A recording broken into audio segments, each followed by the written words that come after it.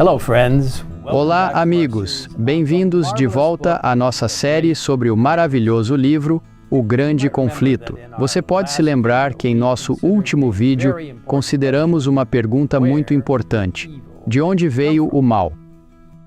Ao responder a essa pergunta, vimos como a Bíblia descreve claramente um anjo de luz que caiu de sua posição elevada quando acolheu o mal em seu coração. Esse anjo, chamado Lúcifer, se rebelou contra Deus e espalhou sua rebelião não apenas para outros anjos, mas também para a terra. Hoje, continuamos a experimentar as tentações de Satanás e os resultados dolorosos que o pecado sempre traz. Na verdadeira controvérsia entre Cristo e Satanás, grande parte dessa batalha é travada dentro de nossos próprios corações.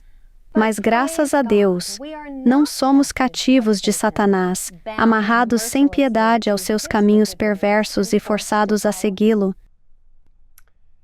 Se voltarmos ao início, no capítulo 3 de Gênesis, logo após Adão e Eva caírem nas tentações malignas de Satanás, podemos ver Deus procurando por seus filhos rebeldes. Adão, ele chama: "Onde estás?" Envergonhados, o casal culpado se arrasta até a presença de Deus. E quando respondem ao chamado de Deus, há muita culpa para ser distribuída. Adão culpa sua esposa, Eva, enquanto também culpa o próprio Deus. Eva culpa a serpente, dizendo: "A serpente me enganou e eu comi." Deus então se volta para a serpente, amaldiçoando-a, e em seguida proclama solenemente ao diabo, representado pela serpente: "Porei inimizade entre você e a mulher, e entre a sua descendência e a descendência dela. Ele ferirá a sua cabeça, e tu lhe ferirás o seu calcanhar." Então, o que isso significa? Primeiro, é uma promessa poderosa de um Messias que viria salvar seu povo de seus pecados. Também contém a palavra intrigante inimizade. Essa palavra vem de uma antiga palavra anglo-francesa que significa inimigo, sugerindo um ódio mútuo. Essa inimizade, ou ódio mútuo, que Deus colocou entre os seres humanos e Satanás, é muito importante.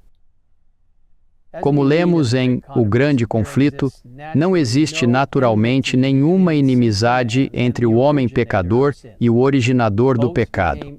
Ambos se tornaram maus através da apostasia. O autor inspirado continua: "O apóstata nunca está em paz, exceto quando obtém simpatia e apoio ao induzir outros a seguir seu exemplo." Se Deus não tivesse intervindo especificamente, Satanás e o homem teriam feito uma aliança contra o céu. E em vez de nutrir inimizade contra Satanás, toda a família humana teria sido unida em oposição a Deus. Satanás odeia a raça humana porque somos criação de Deus e os destinatários de seu amor e misericórdia. Ele tenta de tudo para romper nossa conexão com Deus. Seu grande objetivo é nos fazer ser eternamente perdidos e trazer tristeza ao coração de Deus. Um dos métodos mais bem-sucedidos que Satanás usa contra os cristãos professos para romper sua conexão com Deus é ao quebrar as barreiras que os separam do mundo. Ele os instiga a se tornarem cada vez mais semelhantes ao mundo em caráter, palavras e ações, e à medida que seguem esse caminho, ficam cada vez mais cegos. A pena da inspiração é muito clara. A conformidade com os costumes mundanos converte a igreja ao mundo, nunca converte o mundo a Cristo. A familiaridade com o pecado inevitavelmente fará com que pareça menos repulsivo.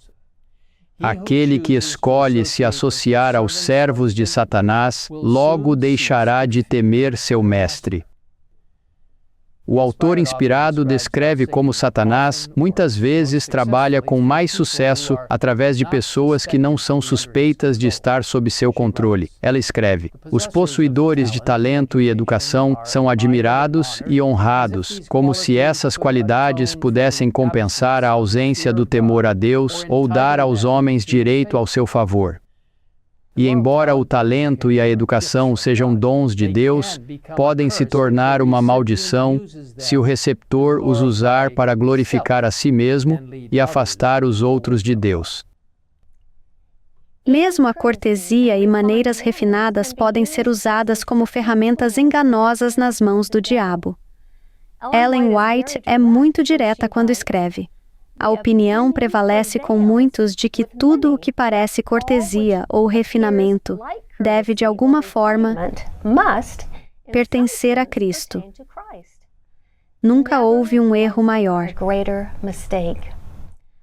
Embora reconhecendo que todo cristão deve exibir essas qualidades, ela enfatiza que elas devem ser dedicadas a Deus. Caso contrário, esses dons podem ser usados para o mal. O autor continua: muitos homens de intelecto culto e maneiras agradáveis, que não se rebaixariam ao que é comumente considerado um ato imoral, são apenas instrumentos polidos nas mãos de Satanás. O caráter insidioso e enganador de sua influência e exemplo o torna um inimigo mais perigoso para a causa de Cristo do que aqueles que são ignorantes e incultos.